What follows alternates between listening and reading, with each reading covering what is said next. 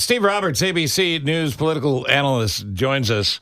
I'll tell you, Steve, in the world of numbers in politics, it'll make your head spin. And you and the folks at ABC are reporting half of Americans say, yeah, we'd like somebody other than Trump. So why the big gap? Well, it's a good question. And the big gap is that every Republican challenger to Trump faces a very, very difficult problem. How do you separate yourself from Trump? How do you criticize Trump? How do you say, vote for me, not Donald Trump, and yet not alienate all of those Trump supporters? It's a very difficult problem, and none of the challengers to Trump have figured out a narrative, a story, a language, an issue that really works. You take Ron DeSantis. Well, he tried out the notion of running to the right of Donald Trump. He said, remember at the debate, he says, well, I would have fired Anthony Fauci, and Trump didn't. I'm much tougher on abortion than Trump. But there's no real lane to the right of Donald Trump in Republican politics. You look at Mike Pence. He talks proudly about the Trump-Pence administration and how wonderful life was when he was vice president. So then how does he turn around and say, oh, but by the way, vote for me instead of Trump? The only argument he really has is that on January 6th, he stuck to the Constitution and Trump didn't. But he's still trying to say, vote for me in part because the Trump administration was so good. The only person I think who's really figured out at least a plausible argument is Nikki Haley, the former governor of South Carolina. She's not really separating herself from Trump on the issues. She's trying to separate herself, first of all, by identity. Remember that striking photograph when the debate happened. There were 7 guys in dark suits and red ties and 1 woman in a white suit. She distinguishes herself automatically by gender, by her immigrant. Right. She's got a lane handed to her. It's what she does with it. Right. But the other thing she's trying to do is very interesting. She's not really distinguishing herself on policy. After all, she was part of the Trump administration, too. She was his ambassador to the United Nations. She's trying to say, I'm more compassionate, I'm more practical as a woman, and also I'm more electable. You notice when she said on the debate, she said, well, Trump is the most disliked man in America, therefore he can't win. She wasn't saying, I dislike him, right? Because that would anger his supporters. She was saying other people dislike him, and let's be practical as a woman and understand that he can't win. So far, she's still down at 7 points in the poll. So it's a very interesting problem, and we've never really seen this before because we've never seen a defeated president run again.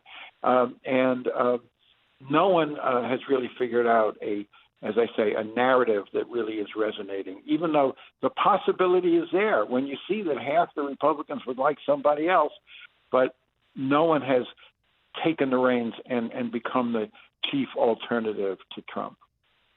Don't you think it's early? It's good that, we know who wants to be the next president. They're out there, they're doing debates, but it's early. People are still trying to discover who's out there. And so there's this great divide, yes, but as we get closer, the front runners will start, becoming front runners and people will decide. Some may drop out.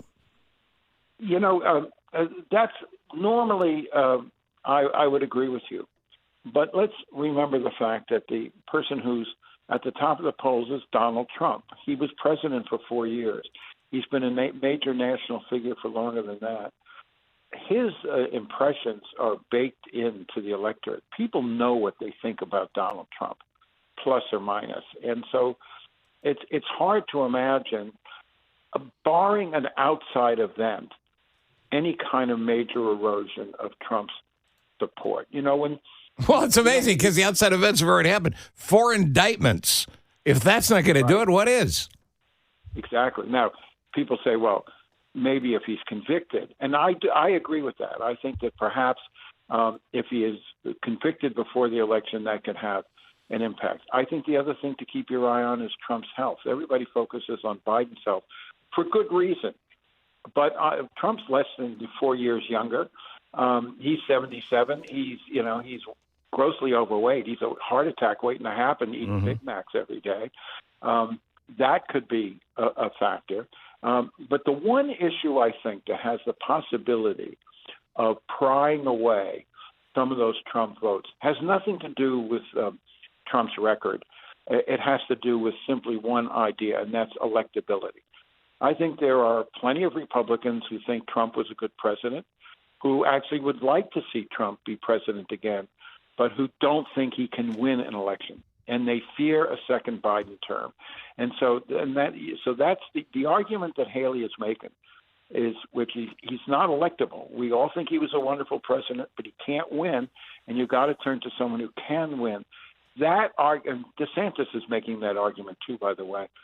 That argument is the only one I think that has the possibility of prying away a significant number of Trump supporters. Steve Roberts, ABC News. Appreciate the extra time. Appreciate you coming on. Thank you, Steve.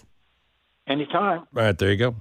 And that's the whole point of the exercise last week when I did 5 days of pick someone else. But there are a faction, or a portion, I should say, of that 1/3 of the country that will always back Trump, apparently, that immediately jump to, if you criticize Trump, you're criticizing me. You're calling me an idiot. You're saying I'm a criminal. You do whatever. Right. And that's frankly not the case.